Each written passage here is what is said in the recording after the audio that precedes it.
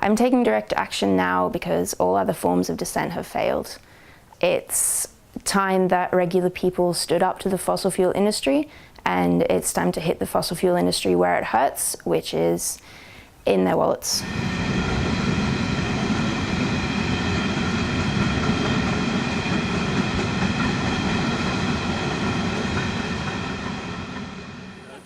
Coal is redundant, and mining, it's adding to the global warming that's increasing the droughts.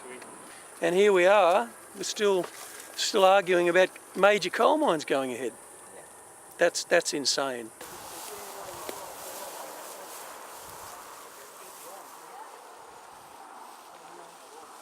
This area is called Moongunya, Aboriginal word for place of burning rock, because you can see the coal in the bed of the creek just down there. The mining company is saying, despite all their geological tests, that they didn't know the coal was under the Coral Creek until they started mining.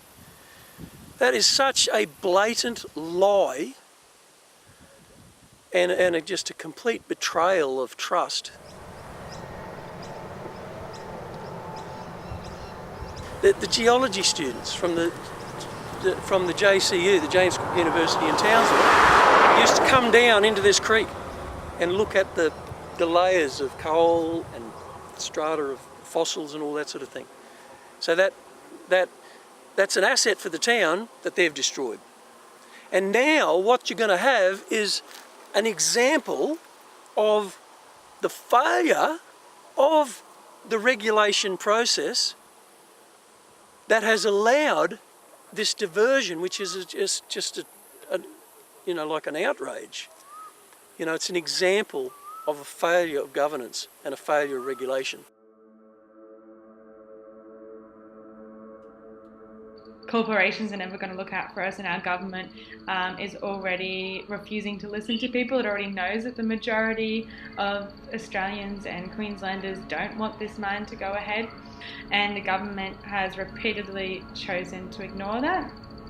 So for Adani, I personally believe that it will go ahead if we simply stand aside.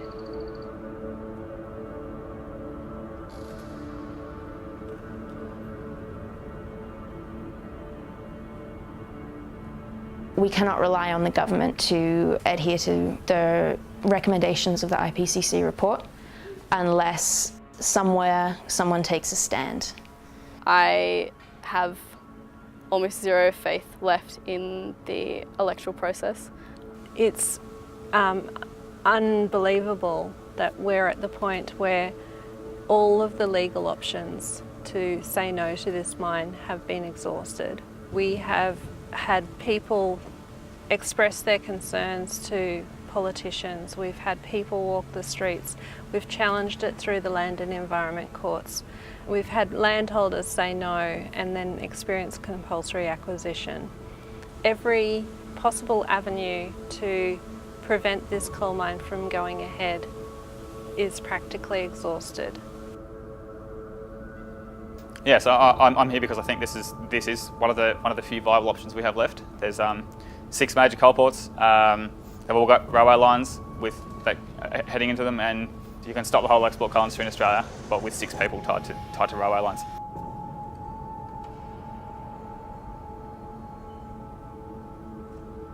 My generation is the generation who will inhabit a dangerous climate. People have been talking about climate change for decades, and we've known what is going to happen for decades, and action hasn't been taken.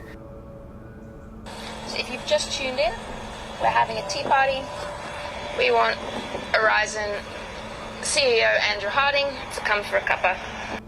So that's why I'm here today. Keep the climate livable for humans, for nature, for island nations, for desert nations, and for the second half of my life.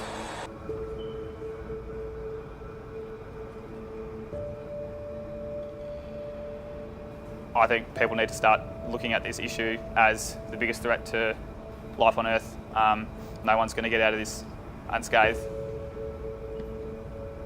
We have 12 years to transition away from fossil fuels. We've been leaving it in the hands of governments and corporations since the Industrial Revolution, and they've failed us. You have this one life on this one planet that's pretty miraculous, and it would be really sad if the planet completely fell apart just because people were being ignorant to this issue. Don't feel disempowered. Like, we have a power, we have a voice, and there are others that are thinking exactly the same as you are. We're gonna win. We'll win. Enough people will come, you know.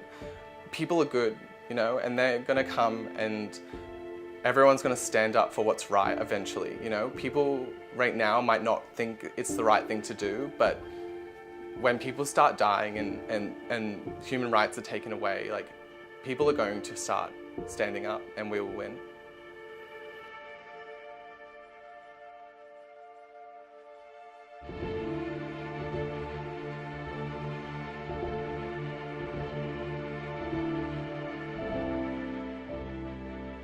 I'm Aileen Harrison, and I live beside the mine.